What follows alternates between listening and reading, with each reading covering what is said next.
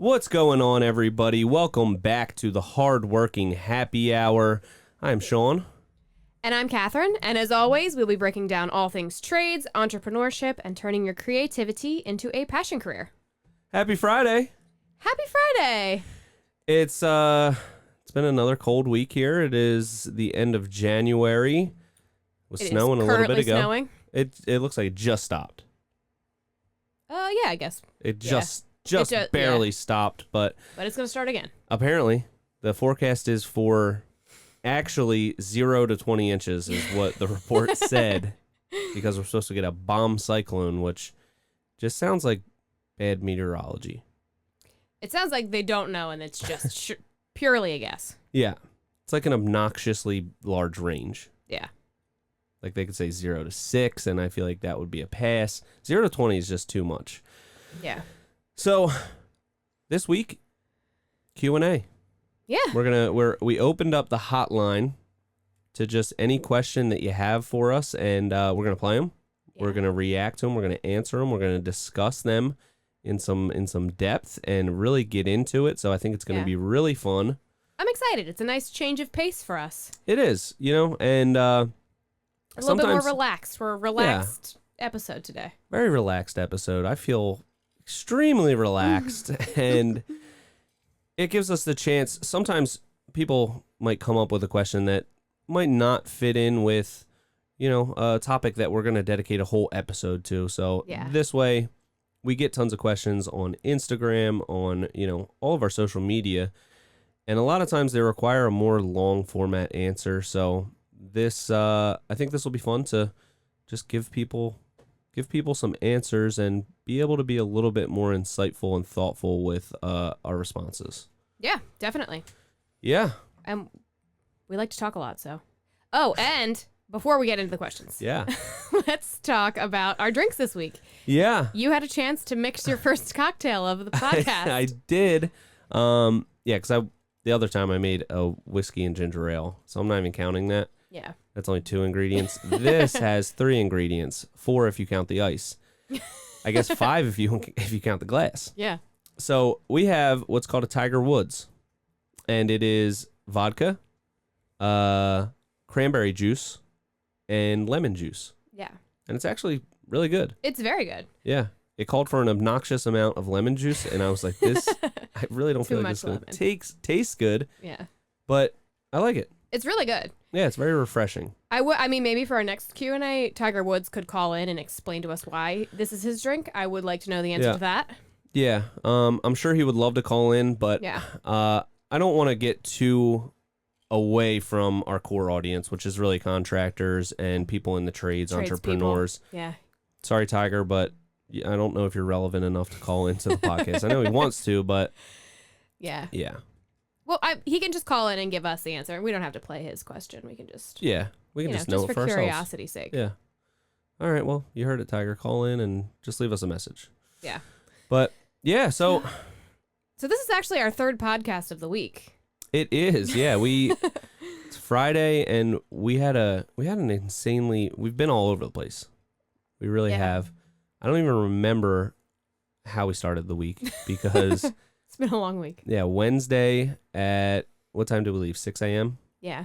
6 a.m. To go to Boston, Massachusetts for the Techo Block Summit, the first one that they did up there. And we did a live podcast on stage. It was really cool. Yeah. And we stayed overnight. We did another live podcast on Thursday. And then drove, when we left, it said it was going to take 4.5 hours to get home. It took 6.5. Yeah. Maybe even close to 7. Yeah. Yeah. It was brutal. Losing our minds. It was really brutal, but. And we got a flat tire.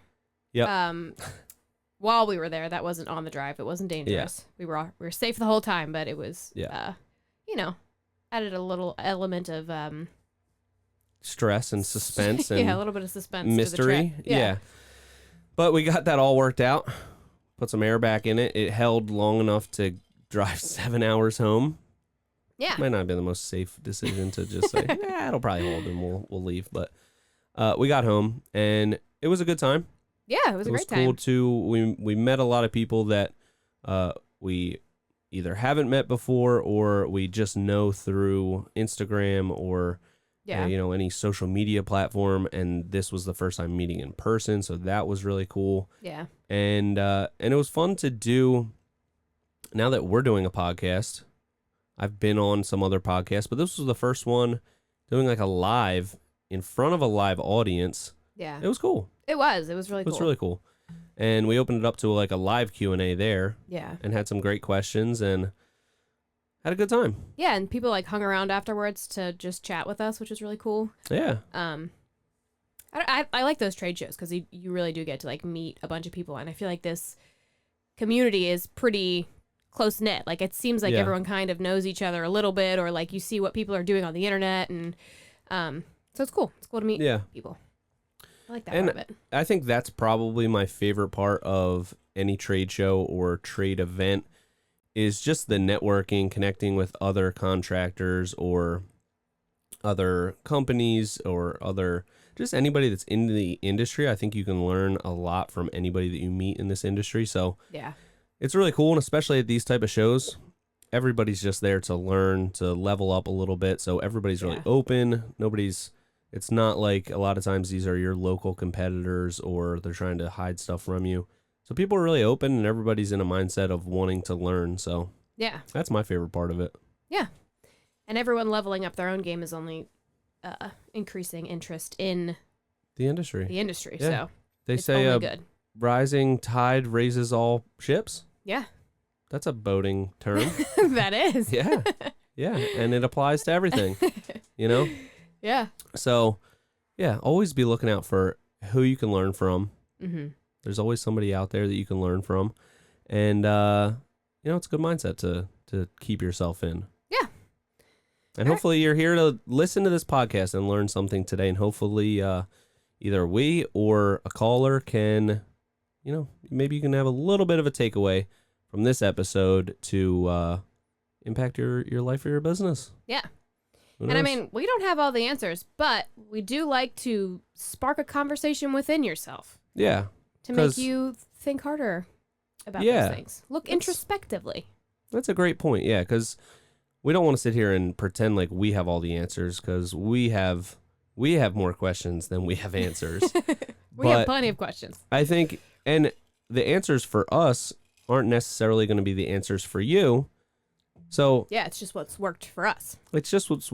But I think at least anytime I listen to podcasts or read books or anything, it just, there might be some actionable things in that piece of content or book or whatever, wherever I'm getting it from.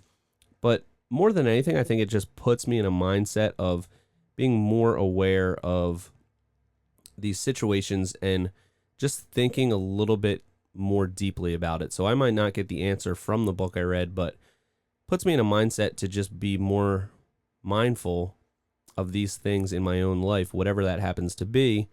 And that's how you start to, affect change in your life is first noticing the problem, and then you're just more open to solutions that way.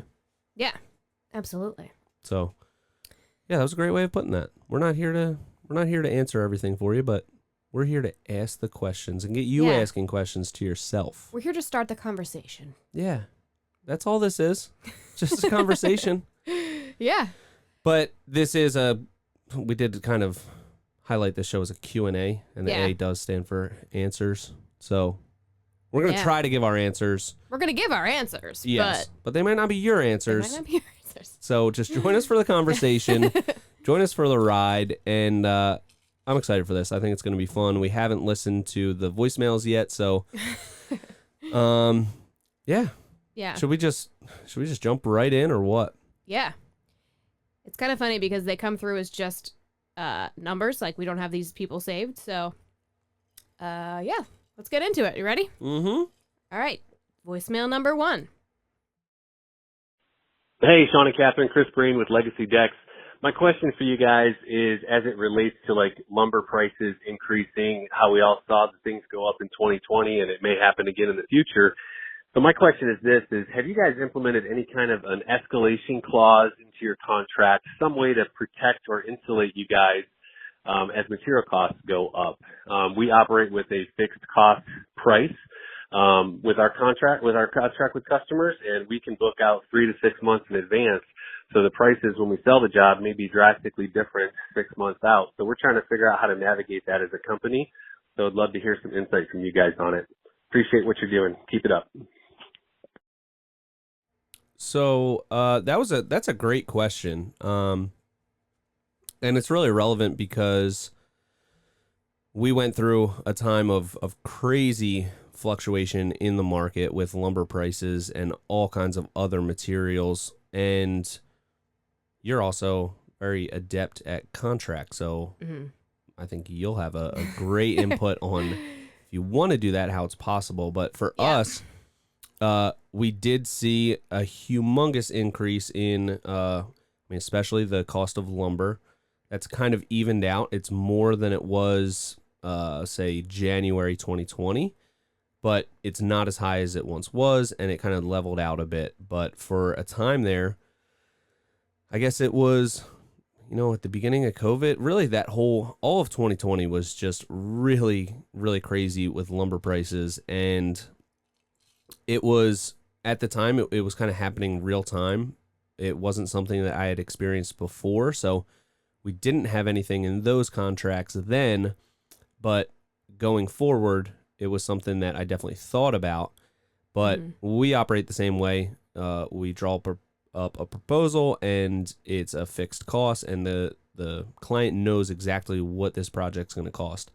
And I really love that part of our business, that they're never going to feel like we're trying to upsell them, or that HGTV scenario where, we didn't expect to see this. Like, we're the professionals. We should know what to anticipate and anticipate those things and build it into our price. Because I just think no matter how much the project costs, it's just the last thing that people want to hear, that something's going to cost extra. And then with the lumber prices, I kind of evaluated it, and how exactly do you track that? Do you write in your contract like lumber as a whole commodity on the market right now is trading for however they even trade it, by 1,000 board feet or whatever, that increased, I think it would just be really complicated to build that into a contract and have it so that it's kind of traceable. So I decided we're not gonna try to put in these clauses for escalation of prices, because lumber is the thing that we experience the most, biggest rise in cost on. And it's still a very small portion of our projects, of the overall cost. So we didn't get killed on it. And I think for the most part, that volatility is, for the most part, behind us. I think they've leveled out. I don't think they're ever going to go back to what they were in the beginning of 2020, but I don't think it's going to be as volatile. So that's kind of where we're at. Yeah. And from a contract perspective, there are 2 clauses that you can add to your contracts for those purposes.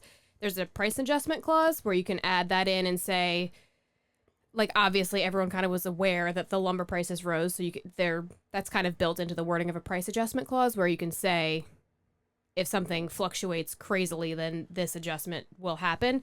Like you said, it's kind of hard to track, where it's like, where are these prices going? Where were they? It's a little difficult in that way, but that does protect the contractor with a price adjustment clause. Or a scope of work clause, where you are describing exactly what they're going to get done and the timeline. So if you do have like huge delays because you can't get these, there's a shipping delay or whatever, you can't get your stuff that you need to get your existing jobs done, and it's delaying all your future jobs, in the scope of work clause, it will kind of build in a buffer with time. So yeah, those are 2 options if you want to look into adding those to your contracts. Yeah, and that's been something that's kind of discussed in the industry a lot, especially last year, and people wondering how to build that into their contracts. And like, how would you exactly, would you say, okay, I'm going to get a quote on your lumber package from the dealer, and this is the price that we've quoted it on. Anything above that is going to be an extra. But then you're also opening yourself up to, what if the price drops? Do you then take money off the project? How does that, what's the benchmark that you're basing that off of? And how is that transparent? Like, I just feel like in a vague sense, it's kind of like, if prices go up like crazy, we're going to have to raise our price. But this is a contract. This is, has to be like down to the very detail. What type of benchmark would you track? Usually it's just if the price fluctuates more than 10% either way, then either party has the right to terminate the contract. Oh, okay.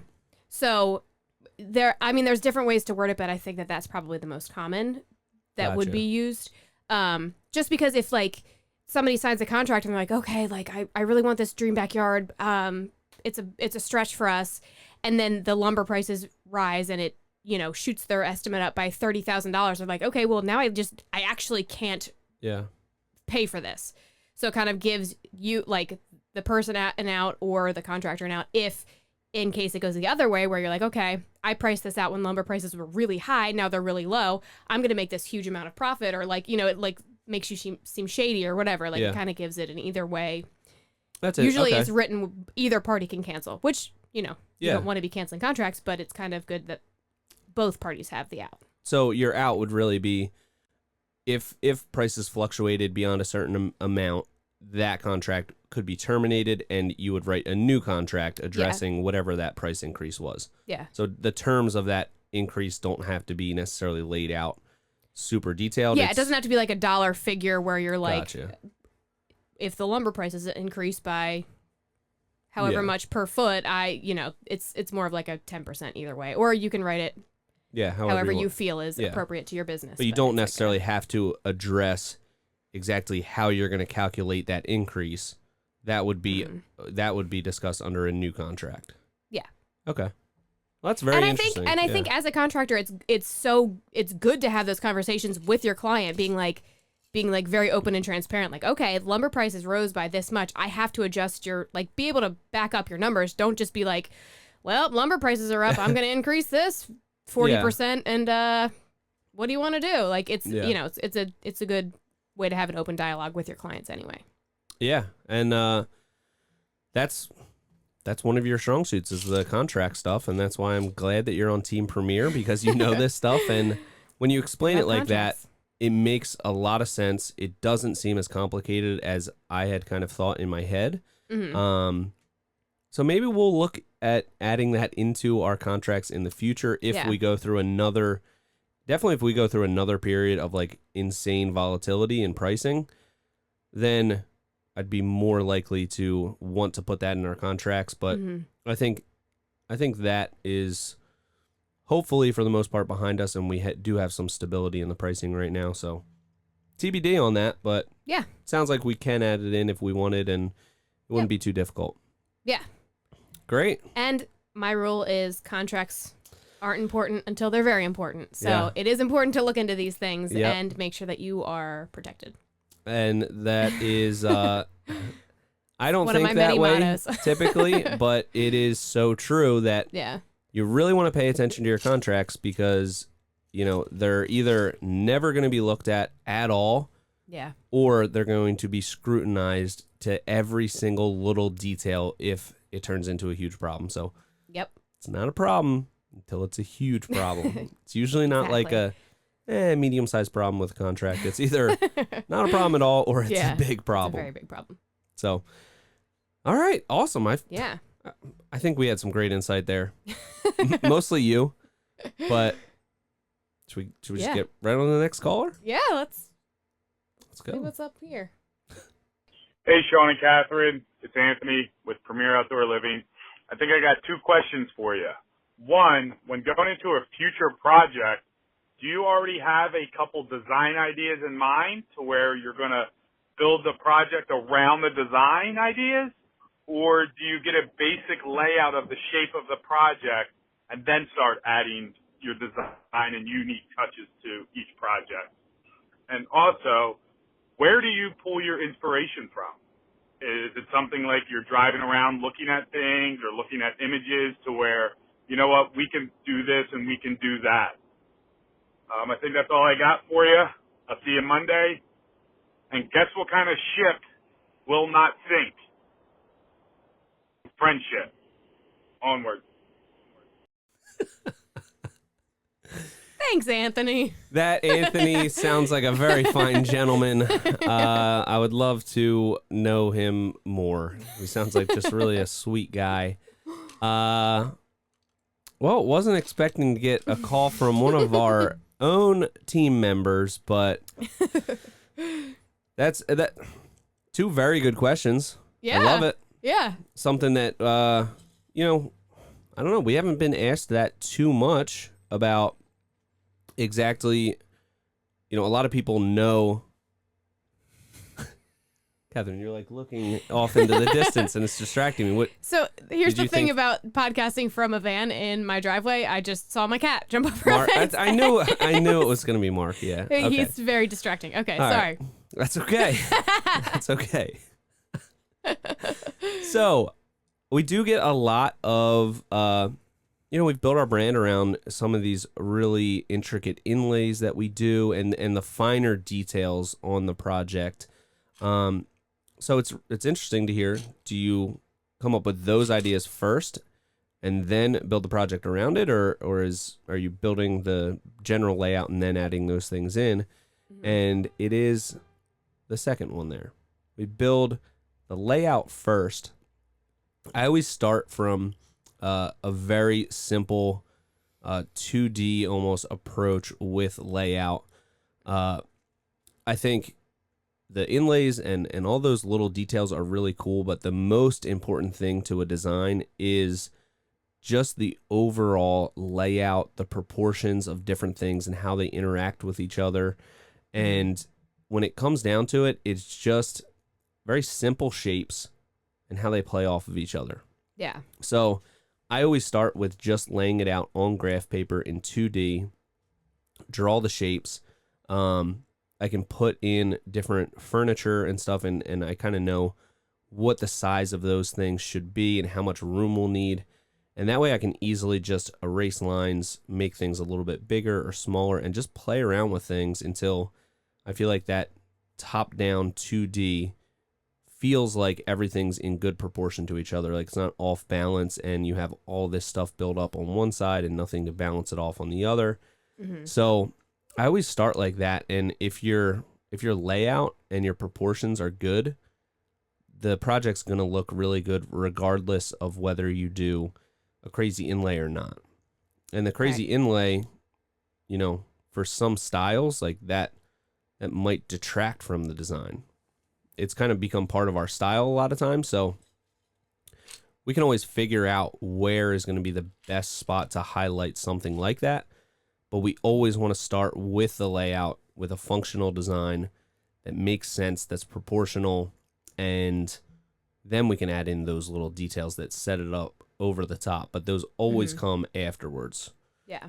And I feel like, correct me if I'm wrong, but you always start off, like you said, with simple shapes, but also from a functionality perspective. Like you always think about okay, you say you want this large dining area, but are you really going to have like a sit down dinner with your family? Let's feel out where the flow is actually going to happen, get it from that perspective. And then once you figure out those, where everything's going to go, like the major components, then you kind of add the designs. Yeah, definitely. So, and that's another thing with playing around with those shapes initially. I kind of know, how much space we need for a dining table to be able to walk around it. How close can we put a sitting area to a dining table or it's going to feel too cramped. So through experience, I know all of these things and I can play around with that because functionality is something I prioritize a lot in our designs. They say form follows function. It's like a term. I'm not totally sure where that comes from, but I always sounds good. I always think of the functionality first, build around that, and we can make adjustments with the layout and stuff, and maybe enhance it and make it look a little bit cooler, as long as we're not compromising that functionality. And that kind of comes from, like you were saying, with the dining table. People might just kind of throw out ideas. we were thinking a covered area with, I guess, a dining table here. And I've developed a lot of kind of leading questions for people to really figure out what is it exactly that they do want. They don't know what furniture they want where. They know how they anticipate using it. So I'll ask questions like, how many people, say it's an average Friday night and you're going to invite a couple friends over. How many people is that typically? Is it, 5 or 6? Is it 10 to 12? Paint that picture for me. So we can design around that. That's going to be, the most common entertainment situation that they're going to have. Mm-hmm. Also, how many people are in your immediate family? If it's a Tuesday night and you're going to just hang out on the back porch, how many people is that? Is it just, you and your wife? Do you have 8 kids? Like, paint that picture for me. 8 kids. Yeah. I have 1 right now, and that sounds insane. And then, some people will have a once a year function that maybe has 100 people. Mm-hmm. So you want to make sure that you don't want to build a deck or a patio that's going to always accommodate 100 people. But usually those kind of things, we want to have it more of an open layout where it flows into the yard and you can, rent a tent and have, rent tables and put them underneath the tent. But you don't want to create these traffic jams if every year you do have a big party. So all of those things come into mind. Always function and layout first. Then we can throw those little details in anywhere, really. As long as the layout's cool, we add those details. A little bit of special sauce. Boom. Premier Outdoor Living. That's it. Should be the new tagline. Yeah. A little bit of special sauce. Boom. Premier Outdoor. Yeah, that's it. And the second part of that question was, where do you draw your inspiration from? I remember when we were in Dallas recently, this was such a nice memory. We were we were driving in the Uber from the airport to our hotel, and we saw this really cool suspension bridge, and it was like a lot of cables holding it up. Is that I don't know the different kinds of bridges. I think it was a suspension bridge. It had a bunch of cables that created like a really intricate V shape that was really... I think that is sounds like it. It sounds like it would be, right? Yeah. I'm not totally sure what... All right, we'll go with that. Yeah. In Dallas, there's a bridge. It may or may not be a suspension bridge. I think it is. But you looked at that and you're like, oh, I got to do that. I got to do something like that. I took a picture of it too, and I totally forgot about that. So thanks for reminding me. Yeah, next time you do a design, pop it in there. Yeah, I mean, I think you can really find inspiration everywhere. I guess there are other designers that, I'll see stuff online, and there's not really anybody in particular that I guess study. I think it's just more of, and this is probably just an element of living in an Instagram, TikTok world where it's I don't really pay attention to anything in particular, but I'm just scrolling through. So it's like something is registering in my mind and that's going to spark an idea later. So it's like I saw it somewhere. I don't really remember because I wasn't fully paying attention like nobody does anymore to anything, but it's somewhere there in my brain and it kind of pops out. So yeah. Well, I think that's important, though. You don't want to just copy someone's style exactly. Yeah. You need to just compile it all in your brain, think of what your own style is, and then put something out into the world. Yeah. And I would say honestly, most of our ideas are just something that's been built upon from another idea that we had. And a lot of times, me and Anthony will be talking about something, or we'll have just done something. And then either he or I will say, next time we could kind of do this same idea or use this product and we could do this. We did that with some self-closing hinges on, we made some custom cabinets. Yeah. And then we kind of had a 5 or 10 minute conversation of, wow, there's a lot of really cool things that we could do with these hinges. And it just kind of builds on itself. And you think of one idea, you think of 5 ways to make that idea better on future projects, and then that idea turns into the next iteration of that, whatever it is. So most of it is just building on your own experience, and then you're just kind of pulling those ideas that are out there from the zeitgeist. Remember, I learned about Good that on use the of that first word. episode. Yeah. Yeah. Just like you don't really know where it comes from, but you see it, and it's just, it just comes out. I don't know. Yeah. Like when I go into, say we're designing an inlay, I like to just kind of like doodle. I'll draw out on graph paper. If we're doing, say, an inlay in a deck, I'll draw out the perimeter of the deck on graph paper. I'll draw out where I want the inlay to be, and then I'll just do a couple sketches. This way it's to scale, and I can just play around with it and see, like, what's too busy, what's just enough. And, I'll usually start with some sort of idea in my head, and that helps me just kind of flesh out that idea and see how's this going to work the best, what's gonna look the best, and and it's just easy because I think pencil and paper is just a really organic way to get your ideas out of your head. Putting them on the computer after that is amazing, and it's a great way to show the client, but I think the best ideas for me come when I put pencil to paper. Yeah. So that's a great tip. Yeah. Just get it out of your brain. Get it out of your brain. Really everything. The more that you can get out of your brain, whether it's you're writing a list or whatever, it's always good. Yeah. I always want to keep everything inside my brain. That's probably why my brain's always racing, and I can never exactly remember what I'm supposed to be doing, but I have an overwhelming feeling that there's 10 things I need to do. Yeah. I can't quite remember what any of those are because I don't write lists most of the time.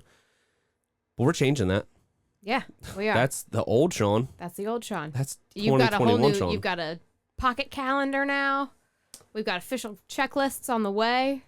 Things are changing. That calendar cannot fit in my pocket. I'm not wearing Jenko jeans.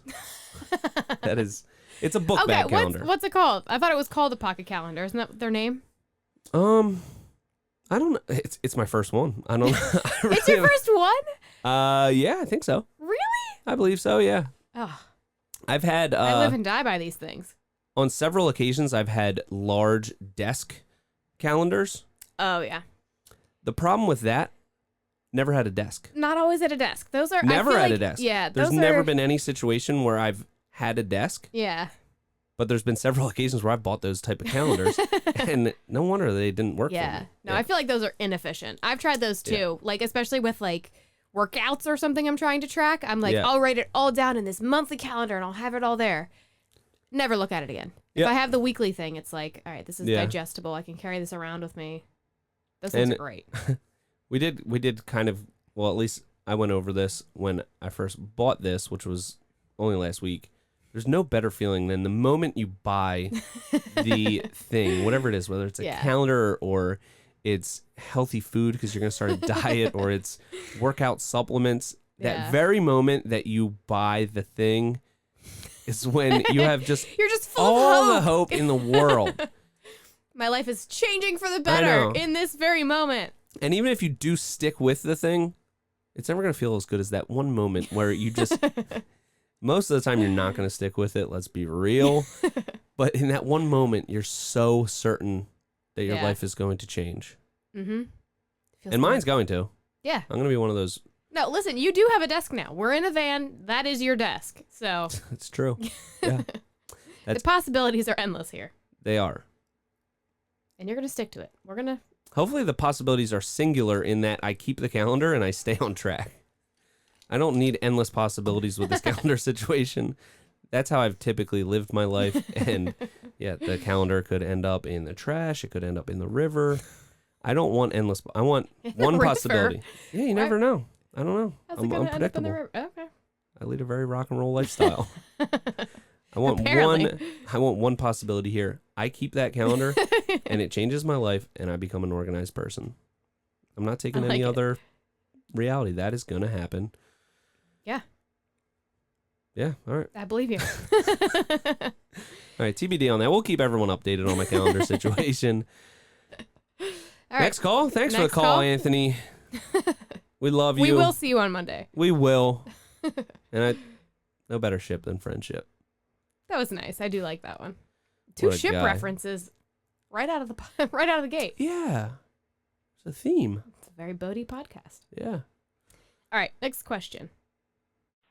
Hey, Sean, this is Chris up in Minnesota, otherwise known as CM Boost. I was curious about hidden fasteners.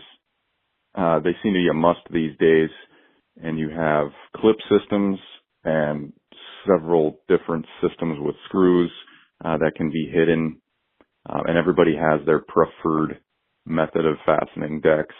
What is your take on it, pros and cons to clips versus screws, and what's your preferred method? Thanks. Great question there, Chris. And most people, if you're in the deck industry, you know him, CM Boost. He is all over the place. Amazing carpenter turned product rep now, which I just found out at Deck Expo when I ran into him, and I was like, oh, dang. He's selling deck boards now.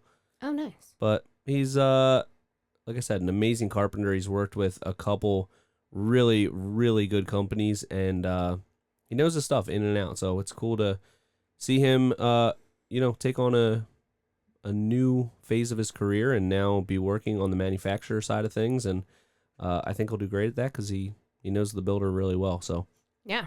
Hidden fasteners. Yeah, we get a ton of questions about this, and I don't really think that there is one catch-all solution for everything, especially the stuff that we do. We use clips on most of our field boards, so a majority of the boards get hidden fasteners via a type of clip system. And because we do a lot of inlays and stuff like that, anytime we're dealing with smaller pieces or it's just a more intricate inlay, sometimes there's not really an opportunity to get clips in there and make it super solid, so we have to use a plug system. So that's been one of the greatest things to hit the decking industry is plugs that are made out of the boards. If you're in the decking industry, you obviously know what I'm talking about, but if you're not, it's you pre-drill a hole in the deck board, you drive a screw, and then you just tap in a plug that's made out of the exact same deck board, and it pretty much disappears. So those are the most two common that we use, but as a whole, everything is hidden fasteners. We don't do exposed screws on any deck boards, whether it is on top of the deck, on the side of the deck.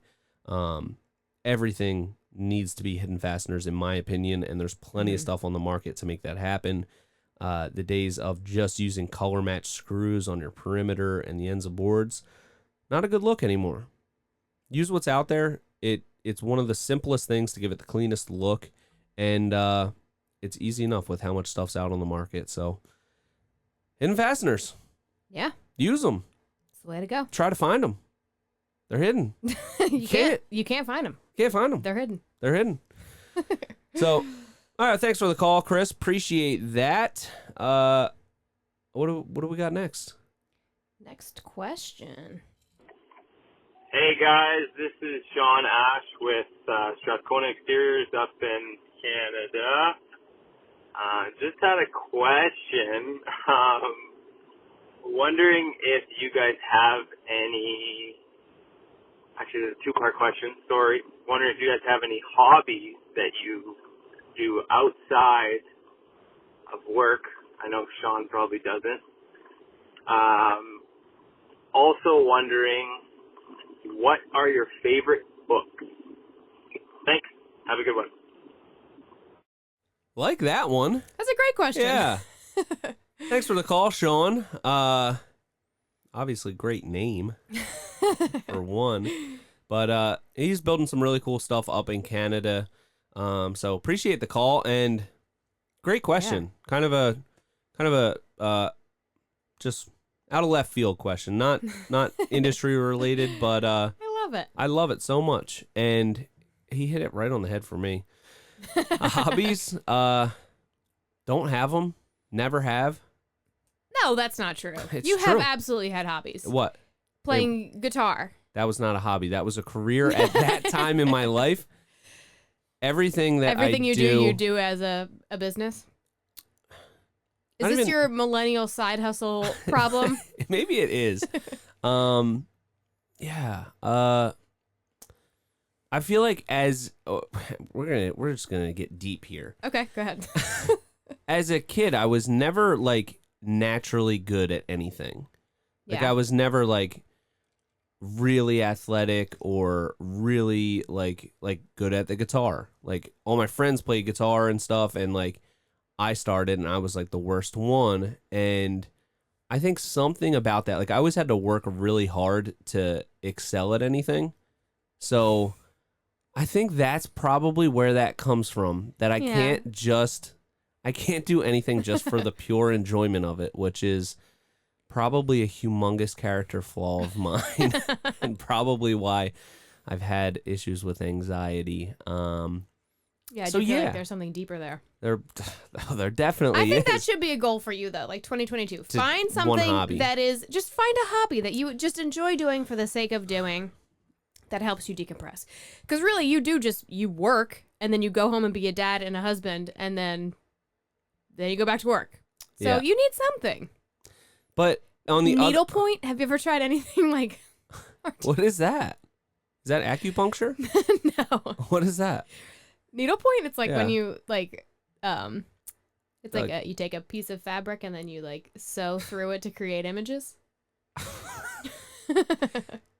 In my defense here, I feel like I've taken all my hobbies, anything that I like to do, I just incorporate it into my job. So I feel like I had hobbies that aren't hobbies anymore. They're just part of my job. Like I love really anything creative and video editing and I don't know, this podcast, I guess. Yeah. Like these That's are all fair, fun though. Yeah. things for me. That's fair. So- Being creative is your hobby. Yeah, and I've just found ways to roll that into my job. And something I also heard a while ago was you should have 3 hobbies. 1 to be creative, 1 to make money, and 1 to keep you in shape. And I always felt like I get to do all 3 of those things. I like that. I mean, the staying in shape thing, I'm in the van too much. I need to get out of the van more for that to really like play a huge part. But Yeah. I just feel like why not make all your hobbies into your job so like they can help you make money and it can just be something that you make a living off of. So maybe I don't have hobbies or maybe I have a bunch of hobbies and I just use them as part of my job. Yeah. So what about you?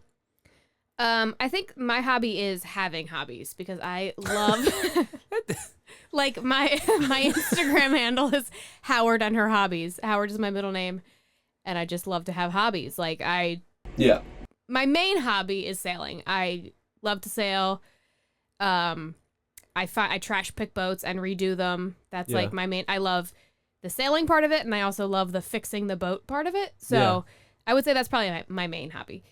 But when I was like living in corporate America, I was constantly looking for reasons to be creative. So I would always pick up something like painting or singing or crocheting or whatever. I would learn how to do these things until I was like decent enough at them, and then I'd be like, all right, what's next? I want to learn my next hobby. Yeah. So I think my hobby is to have hobbies. If that makes sense. I feel like we completely run the spectrum there. Yeah. I claim I don't have any hobbies and I never have and I never will. Yeah. And your actual hobby is to find more hobbies. Yeah. So interesting. But you really do like, because we kind of went over this, that when you were in corporate America and you were doing nothing really creative career wise, like it was very stifling to your creativity. Yeah. You went nuts with every creative hobby, painting. You were doing portraits of dogs and very nice ones, by the way. Oh, thank you. Yeah. Is that something that you just like kind of picked up, or were you always a painter? No, I just picked that up. I took like classes in high school, like everybody does. You just take art classes. Yeah. But other than that, I just like decided I wanted to do it one day, and I just did it. Yeah. But then, circle back to the millennial side hustle problem. I would do a dog painting, and then everyone would be like, "Oh my gosh, can I pay you to do this?" And then I'd be like, okay, like, yeah. And then it became unfun because then it was like a side business. And I was like, Yeah. no, I just want to paint things for fun. Yeah. You don't always have to make money at something. You can just enjoy it. But now that I do creative stuff all the time, I don't feel the need to paint anymore. I haven't painted in a while. But you'll always probably do sailing. That's something I have done sailing since, like, the first time I went sailing, I was like 2 weeks old. So I'm like, that's never going to go away. seems incredibly dangerous. What? Why? Skip and Linda, what are you can't have a child on a sailboat? That just sounds unsafe. I don't know. It's not. It's I would wholly safe. I would be scared. Why? I don't. You wouldn't let me take Max on a sailboat? Like, I'm not even allowed to be there? You can be It's there. just you? Me and Max. Yeah. On the open ocean. No, what, like, sailing is not dangerous. If, like, on my boat right now, my boat, I physically could not capsize my boat. Huh. Okay. So, it's not going anywhere. You're Yeah. fine. It's safe. Okay. All right. We'll see about it. It's too cold to go sailing right now, so it You're would right. have to be a We'll summer wait. thing. Yeah. So, but you know what? The more that we talk about it, maybe I really should find a hobby. you Something should. that I purely do because even like things like yoga or meditation. Yeah. I wouldn't even say they're hobbies because I look at those things as it's gonna help me be able to focus more at work or, Yeah. So Yeah, I feel like yoga feels like a hobby, though, because you can go and, like, do Yeah. that with other people. And, like, yeah, meditation, I feel like that's not a hobby. That's just, like, practice. yeah, just like a way of life. Yeah. Yeah, I guess that's not like a hobby. Yeah. All right, I'm going to think on that. I think that would be a good exercise for me in my own life to just do one thing. Just enjoy something, Sean. purely for the enjoyment of it, for nothing else, but just the pure enjoyment of it. Yeah. All right, well, we'll see. Well, the part 2 to that question was, what's your favorite book?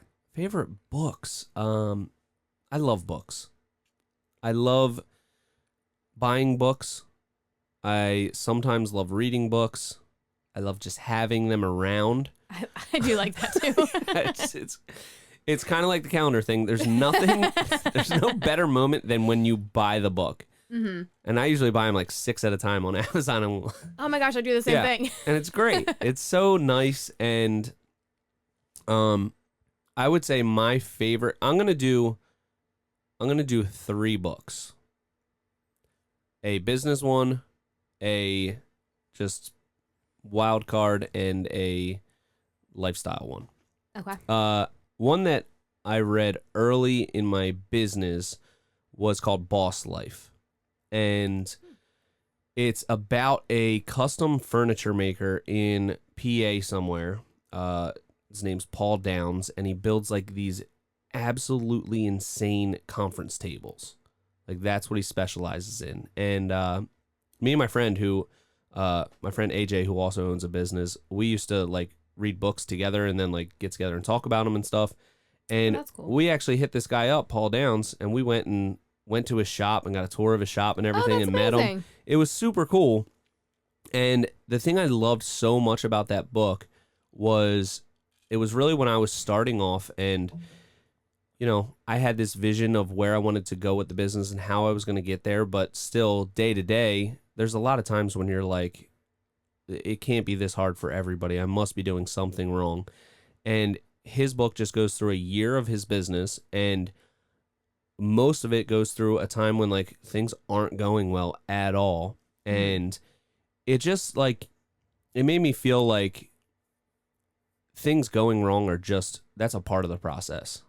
That it's not me doing something inherently wrong in the business. It comes with the territory that obstacles are gonna come your way, and part of growing a business and part of learning how to be a business owner is just learning how to handle those obstacles. And if you go into it expecting everything to go smooth, you're gonna get killed and you're gonna be out of business real quick because you won't be able to handle it. So that's one thing I tell a lot of people that are just starting out, like, expect it to be really hard and know that it's like that for everybody. Like, don't feel like you're alone because it feels really hard and it feels like nothing's going right. Yeah. So that one like really resonated with me, especially at the time. Boss Life. I would recommend it to everybody. My second one, more of a, I don't know how to categorize it, but it's How to Win Friends and Influence People by Dale Carnegie. Written, I think, around 1930. And it's one of those books that just stands the test of time. And it's all about people skills at its core. And I just love the fact that it's something that was written so long ago and all the principles still make sense and they're applicable to either a really difficult client or, managing relationships with employees and even personal relationships, friendships, marriage, all that kind of stuff. It all is still applicable and all those basic things still hold up. So I recommend that book to everybody. That's probably my most recommended book. So check that out. And then I said I was going to do a third one, but now I can't really think of it. So one that really resonated with me when I got into like mindfulness and meditation, it's actually called Wherever You Go, There You Are. And it has that saying. Yeah. And I didn't want to. Is this written by Anthony? It wasn't. I didn't want to tell him in the moment that that's like a incredibly famous book called Wherever You Go, There You Are. He thought his friend's dad made up the saying or something, but but it's a really good book about like mindfulness in daily life. And I just have a tendency to always be living in the future and like thinking of ideas and just like lost in my own thoughts. So it's one that's a really simple read and it's a good like introduction into mindfulness. And you should check it out. Wherever you go, there you are. Yeah. That's my 3. Those are good recommendations. And what do you got? I feel like I read a lot of fiction as like a distraction from real life, but I will say the 2 nonfiction books that one really stuck with me, and that's called Hidden Valley Road. It's about a family that it's like a couple, they had 12 children and 6 of them had like very deeply profound mental illness. And it's just like it's such a good book. The way that it's written is a true story about a real family. It's not uplifting. Yeah, I mean, at the end it is kind of, there's a good message to the book, but it's just such a good reminder that like everyone has these like incredibly detailed lives that you don't realize when you're like dealing with these people in every facet of life. Like everyone's coming from a past and everyone's acting on these experiences that they've had in life. So everyone's coming from a different perspective, and it's just like such a good reminder of like you have no idea what other people deal with. Like just everyone that you encounter every day has like it's called solipsism. They have like a deep life all their own, and you're just encountering a person for a brief second. Is that like one of those things where, because I don't remember the word, but it's like, I don't know, you see it like online, like 30 words in like other languages or something that describe something. It's kind of like almost like deja vu, but that one's like super common. The other one's like what do you say, like haji, like where it's like cute and cozy. It's like HY. Huga. Oh, okay. I was way off on that. That's like Danish for but cozy. That's another one. I can't remember what the word was, but it's like each person that you encounter. Sonder. Yeah. That's the word I was thinking of. Not solipsism. That's a totally different philosophical word. We'll get into that on the next podcast. Yeah, solipsism is different. That's like kind of the opposite of what I'm saying.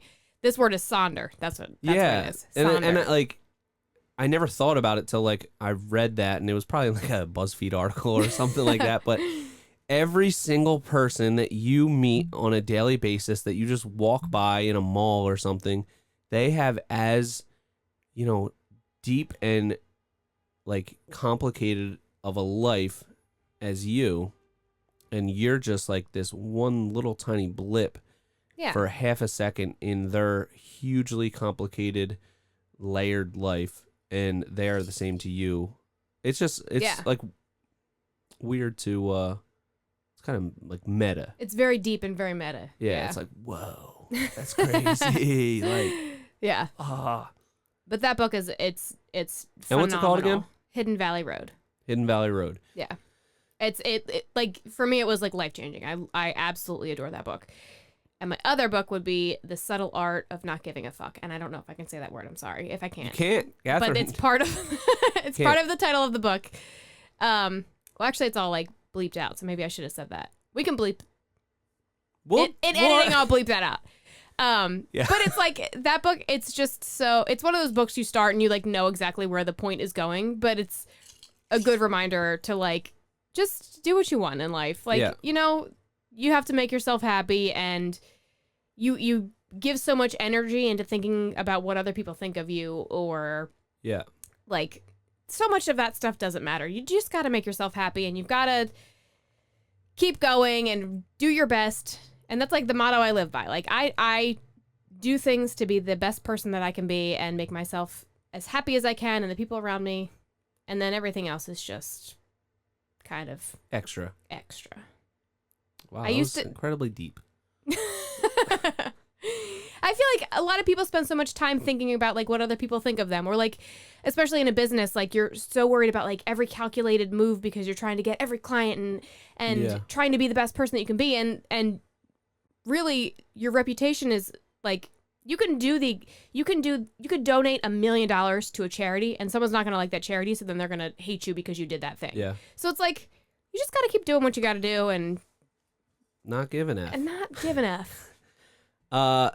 Yeah, I think I've always been naturally, I think, pretty good at that. Like, I don't know. I don't know what it, like, I don't care, because the things that I feel like I really believe in, if somebody doesn't think that I can do it or doesn't believe in my vision, I think that they're wrong and I'm right. So I don't care. Like, when it really comes down to things like that like I truly deeply believe in, somebody that has an opposite opinion that either thinks it's stupid or thinks it's not going to work, I don't care, because I genuinely think that they're wrong.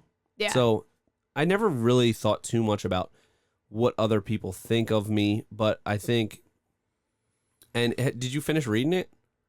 Yeah. Okay, and it was because I bought that book too, and like it's. I thought I probably got through like, I don't know, maybe a quarter of it, and it was like, for me, I thought it seems like I kind of get the whole gist of it just from the title. For sure. It's one of those books that you know exactly where it's going to go, but it's like it's a nice reminder. Like, I feel like with books, you read them at certain points in your life, and they have profound impacts. Like I read a book, I don't even remember what it was called, by some influencer who is now she's been canceled. Everyone hates her. She's canceled. We can't talk about her? Who is it? Rachel Hollis. She was canceled. I forget what she was canceled for, but she was canceled. Continues to be canceled? I think so. I think she's canceled. Just for good. Sometimes you can get uncanceled and come back. No, I think she's still definitely canceled. It must have been bad. I forget. I don't remember. But she was canceled for something. Let's not talk about it too much, because we might get canceled just for talking about exactly. it. Exactly. So, but I read her book and in a point in my life, it was like like whatever her book said, it was like exactly what I needed to hear. But if I read that book now, I'd be like, what is this lady? Like, you know, like I feel like books they need to hit you at a certain point. Like self-help books specifically need to hit you at a certain point in your life where you just need to hear that certain thing. Yeah. So like, for The Subtle Art of Not Giving an F, like I used to deeply care what people thought about me. I like growing up, I really cared. I like all through high school, I really cared. I didn't win homecoming queen, and I was like, what did I do wrong? Like I was on the court and then I didn't win, and I was like, oh my God, what did I do? Why do people hate me? And now I don't know if like maybe it was when I hit my 30s or whatever, but like something in me switched, and I was like, I do not care at all what people think about me. Like I try to be the best person that I can be. I do what I think is right, and then that's all that matters. Yeah. And like that's when that book, like those kind of things hit me. Like I needed to hear that in that moment, and now it's just kind of like a nice refresher. Like, okay, I got to that point, and it's like, you're right. Yeah. I'm glad that I did that. I'm glad that switch in my brain flipped, and now that book had a deep impact on me. And I think a lot of books a lot of times are like that, where not only does it hit you at a certain time, but it's just like there might not be like some super profound actionable step like, oh, I need to do this one thing to not give an F what people think.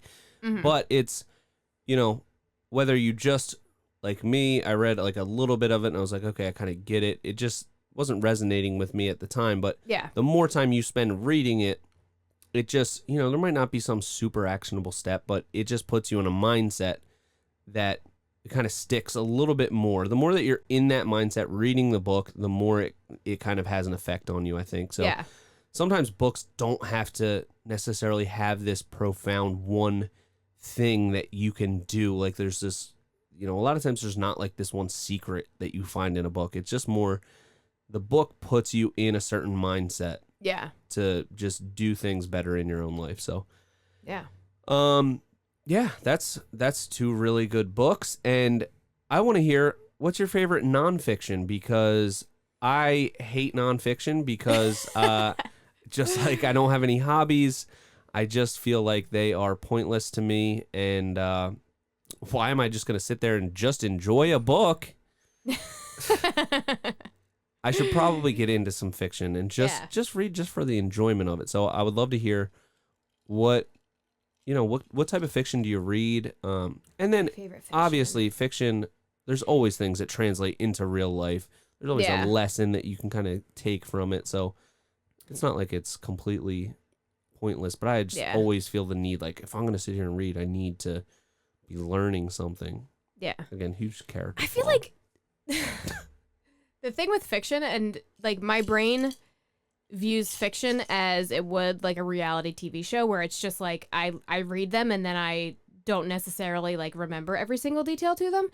So they all like I had this conversation the other day with my friend and we were talking about The Girl on the Train, which was then made into a movie, and then what's the other movie called? Is that the same as The Girl with the Dragon Tattoo? No, different. Okay. But see, this is what happens with fiction in my brain. It all like melds together. But there's The Girl on the Train, and then Gone Girl. The Girl on the Train and Gone Girl, in my brain, were the exact same thing. They're both books that were made into movies. They're the same thing. So I do have that problem. But I guess like the easy answer to this would be like Of Mice and Men. I loved that book. Okay. Super quick read, super simple. You read it when you're like in college or high school or whatever, but I love never read it, that book. Yeah. You didn't? No. That's a great place for you to start. Yeah. Try Of Mice and like Men. Yeah. Yeah, that sounds. Is that wait? There's somebody named like Lenny in that, Yeah. and he's like, something's wrong with him a little bit. Yeah, he's challenged. Squishes a mouse. Yeah. There's a lot of, no! Why does he do that? It was an accident. Oh, it was? He loved the mouse. It was an accident. Oh, he was trying to hug it like too much. Yeah. Oh, spoiler alert. Yeah. I think we were supposed to read that in high school. I never read there's so any many. books There in like high school. I feel like you would view it the same. Like fiction, there's nothing. There's no message in that, so it's like you're just listening to a story. So I read fiction constantly, and I feel like I never remember the name of them. So it's just for the pure enjoyment of that moment. of the story at that time. Yeah. That is more profound than any book that you could have named. Just, I really need to start doing that. Just do things for the pure enjoyment of them in the moment. Yeah. Okay. Yeah, sounds great. Yeah. We should start a book club. We definitely should. I feel like we just went really deep on books. I feel like we went super deep on books. This almost felt like a therapy session for me. Well, Sean, we have a lot of changes. Thanks for bringing it up, Sean. Jeez. Well, no, that was great. Appreciate the call, Sean. And let's get into the next one. All right. Hey, guys. This is Pat from Provisions. Just wanted to check in with you guys. I got a couple questions. First of all, I'd like to know, what's the next big venture for you guys? I mean, I've seen this mobile command center. Had lucky to see it in person. The thing is awesome. So I want to know, what's Premier getting into in this next year, whether it be to show some different designs or some different products? What can we look forward to in this year? Thanks for putting me on, and excited to hear from you guys. Thanks. Thanks for the call there, Pat. Man, that Pat sounds like a nice guy. sounds so nice and so handsome. He sounds handsome on the phone. He definitely does. He does. Should we tell people who this is? That was my husband, Pat. That was Provisions. Yep. And Thanks for the call, Boo. coincidentally, a very longtime friend of mine because I've known him since 6th grade, since he moved here from Philly, and he was like the bad. Oh right, yeah. He was like the bad boy from Philly that moved across the bridge into the suburbs. Yeah. And coincidentally, he also owns a carpentry business. Yeah. So, That actually was genuinely a good question. Thank you, Pat. it was honestly a great question. I really, and it's also a good one to kind of lead us at the end of this show. Yeah. That what is next for Premier Outdoor Living, and I'm gonna let you start with this one. What isn't next for Premier Outdoor Living? Wow. Yeah, that's really. I think we do have some concrete goals that we want to achieve. We want to expand our footprint online. We want to create more content. Yeah. Because number one, we see a lot of opportunity there, but we also really enjoy it. Yep. I think it's just really cool to, like, when we were at the show yesterday, the summit, that people were like, I follow your stuff, I love it, it's inspiring. Like, that's crazy. Yeah. That people like listen to us and watch our stuff, and I think hopefully that people see mostly that a lot of times we don't totally know what we're doing, but we figure it out. Yeah. And that we're kind of in uncharted territory, so it's just kind of like, too many people act like on the internet that they have everything figured out. And I think that can be discouraging to people, especially when they're just getting started, that when they encounter huge problems that seem insurmountable at that time, they feel like they're doing something wrong and that they're alone. Right. That's owning a business, and that's completely normal. And that's something that I always try to be real with, that, number one, especially when you start, it's going to be really hard, and that's going to continue. You just get better at dealing with the stuff that is hard. So I want to do more of that, help people change their mindset a little bit. And I think that's one of the goals of the podcast. As far as our business, really all of my goals when it comes to Premier Outdoor Living and the projects we do, I always want them to be focused around just building cooler projects. Yeah. I always want the emphasis to be there. I never want our number one goal to be profit. I always want to be a better designer. I want all of us to be better builders. And that's something I feel like I'm just at the very beginning of. I feel like I have so much to learn about design and about building and all the things that are possible. So yeah, we're always trying to just push our envelope a little bit further and do something new. Try out something that we think of that, might seem like it's pretty difficult to do, but just try to keep pushing that envelope. And I don't know what that is yet, but yeah, that mindset. I feel like we constantly have a growth mindset. No matter what we do, the next time we're like, what can we do to make it better? What can we do to grow? What can we do to challenge ourselves? Yeah. It's just constantly growth. So yeah. And I mean, this podcast was like one of our number one goals, and we're killing it. Here we are. Look at us. We're on episode 8 now. This is great. that is really that's huge. Episode 8. Episode 8, yeah. I hadn't even really thought about that. That is really, for anybody listening that, number one, is still listening to this episode because it's going pretty long. Yeah. We love you, and if you're somebody a VIP now, yeah, if you have listened to all the episodes, we appreciate you so much.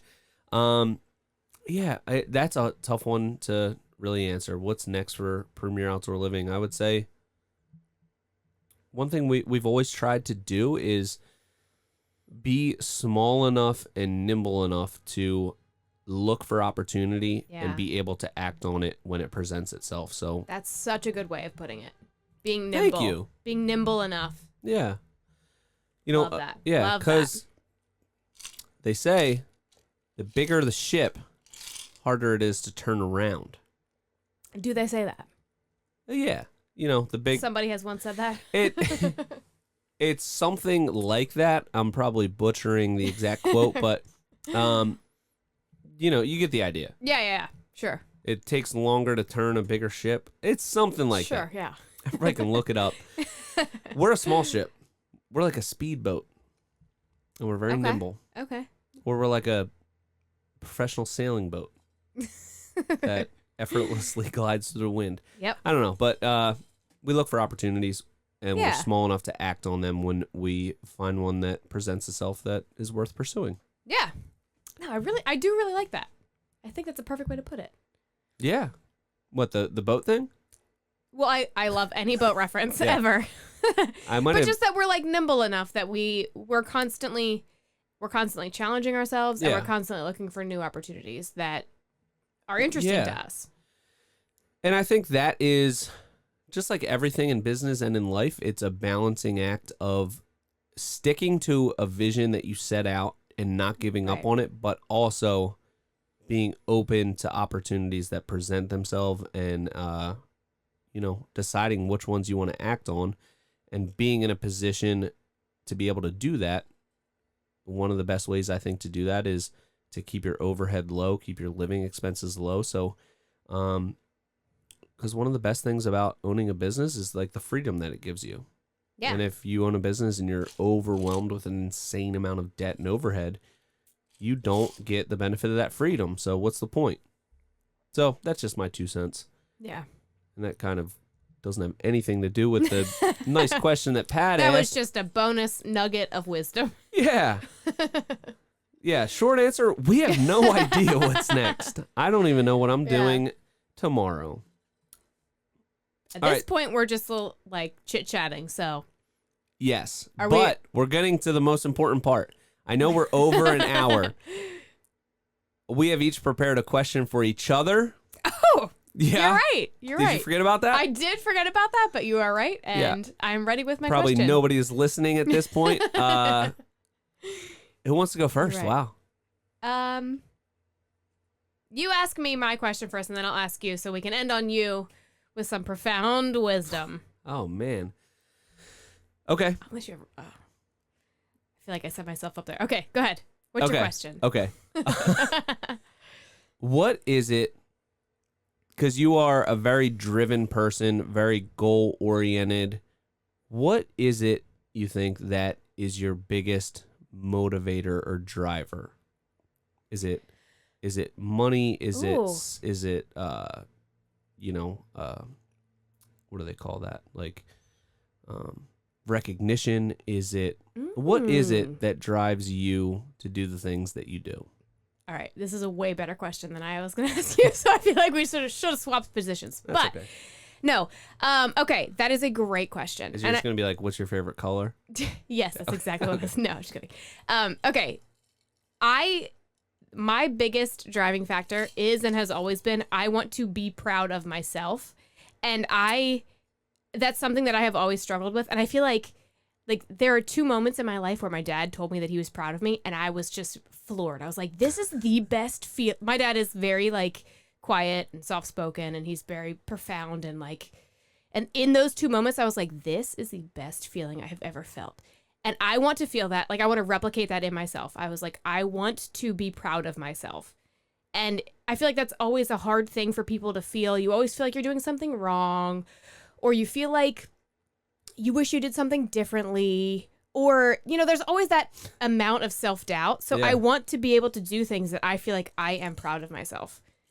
And I feel like I didn't, like when I was working in corporate America, I would hit these milestones and I was like, I mean, this is okay, but I'm ultimately working for a giant corporation that could replace me very quickly, or, you know, these things that I'm doing aren't like really, like they're needle movers in a sense, but at the end of the day, I'm still one of like 100 employees. It's not like something that I'm proud of myself. So my biggest motivator, like I left that corporate job and now I feel like I'm doing things that actually matter. I'm helping a business propel itself. So yeah, I think that's always been my that's my goal, to be proud of myself. Yeah, I think that's very profound. That's be proud of yourself. Yeah. What else can you do? And that's also that, I guess that feeds into my like not giving a F what other people think about me, but like I feel like it's just you have to being proud of yourself is like a hard thing unless you're just full of ego, which maybe a lot of people are, and I'm the one in the minority here, but I feel like it's so hard to actually feel proud of yourself. You're always feeling like, oh, I wish I said something else, or I wish I did something else, or there's endless opportunities and I wish I'd taken something else, but like it's hard to feel proud of yourself. At least that's how I feel. So I very rarely have that feeling, so that's what I strive for. Yeah. Not that sounded depressing. I don't, No. I'm happy on the path that I'm on, but yeah. And I think being, not giving an F what people think of you and being proud of yourself are two different things. Like, I think it is important to really like look at yourself and think, okay, I feel like I am achieving as much as I can. I'm putting my all into something. And I think that's totally like, maybe you get some like drive of that from, maybe a little bit caring what people think of you, and that might motivate you a little bit to achieve something and then be proud of. Yeah. But I think they're totally separate things. Like, just, kind of really just being real with yourself, because you're the only one that like can really gauge what you think your own potential is. Like, you're the only one that can answer, did I give it my all? Yeah. Was I trying my hardest? Yeah, and I feel like a lot of people who are in we're very social media driven, and a lot of people who are in this realm do things so other people are proud of them. They want the recognition. They want those positive comments. Yeah. They want that positive reinforcement. They want that affirmation from outside, For me, I'm like, I don't care what other people say. Like, if someone says a mean thing to me on the internet, I couldn't care less. And it happens a lot already, because I'm a woman in this industry. But I feel like that, like, external validation has never been my driving force. It's been whether I am proud of myself. Yeah. And I think that's important. Love it. Yeah. Love it. Are you ready for your question? Yeah. Yep. So we at Premier Outdoor Living, we're a tight-knit group. Yes. I have known you obviously for a very long time. Yes. We are friends. You are friends with my husband. I am friends with your wife. Yes. Everyone that works for you has now become a friend. Yes. How do you balance the relationship of being a boss, but also being everyone's friend? Man, that's actually a really tough question. I think it's difficult to, I think, that's really a good question. Stump you? A little bit. I think it's really like you can be friends with somebody and be like close with somebody, and it's almost the same as having a professional relationship where you treat them fairly, and then you can have that expectation that they'll do the same for you. Like, you can be friends with somebody, and if that friend does something that like makes you really upset, or you feel like they've wronged you, you can like yell at that person and be like, I've been by your side through all this, and you treat me like this. So yeah, I think as the boss, as long as I treat everybody as, kind of an equal, and I treat them well, and I'm not like trying to beat productivity out them, like I'm just being fair to them and I treat them really well, I think the expectation is that they do right by me as well. And if for whatever reason I feel like they are taking advantage of me, I feel like I am in a position where I can just go to them and say, hey, look, like, I feel like you're taking advantage of how well I've treated you a little bit. Mm-hmm. I've done all these things for you, and I've treated you like a friend and a really valued member of this business for all this time. Mm-hmm. And I feel like you're taking advantage of that a little bit. Yeah. And I feel like as long as you really are treating them well and you have done things to be good to them, you can have a conversation with them, and a lot of times they'll say, you know what, yeah, I'm really sorry, you know, I got this going on. So I feel like you can have those conversations when you come from a place of being good to them. And I think it can be complicated sometimes, like having a friendship with somebody plus working together. Yeah. But yeah, it's just, it can be tough to navigate, but it's, Yeah. I mean, how do you feel about it? Do you feel like it's... I feel great about it, but I'm not your boss. All right. So I'm saying like that is a good answer. But I feel like a lot of people, like, you work so closely with people that eventually you get like, and a lot of companies will be like, oh, we're a family, and it can create some complicated dynamics. Yeah. So, but I'm not saying that from a point of, like, I think that you balance it very well, but that's why I was asking, because I think that it can be very complicated to be someone's friend and also their boss. Yeah. I think maybe it is, but you know, I think it comes down to a mutual respect.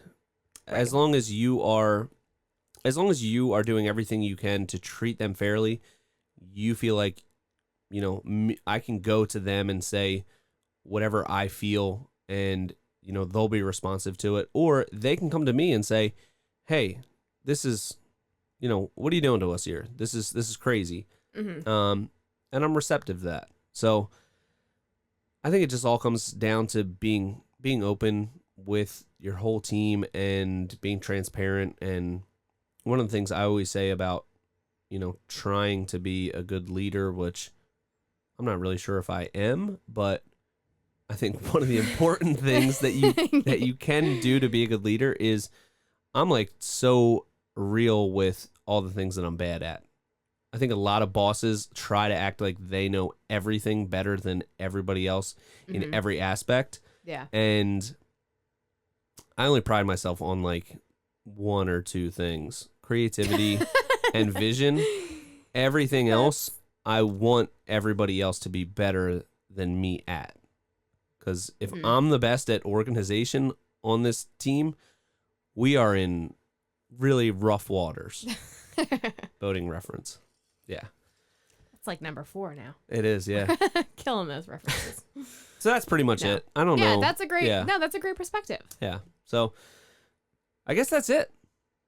I think that has to be it. We've been talking for a very long time. Oh my God. Wow. All right. Well, I love the format of this. Yeah. We didn't get to everyone's questions, but, you know, we will. There's always next time. I think we should keep doing this. I think this was great. I think this really like opened up some really long, drawn out tangents, but I think that's where the magic comes from. Yeah. So till next time, this has been the Hardworking Happy Hour. See you next week.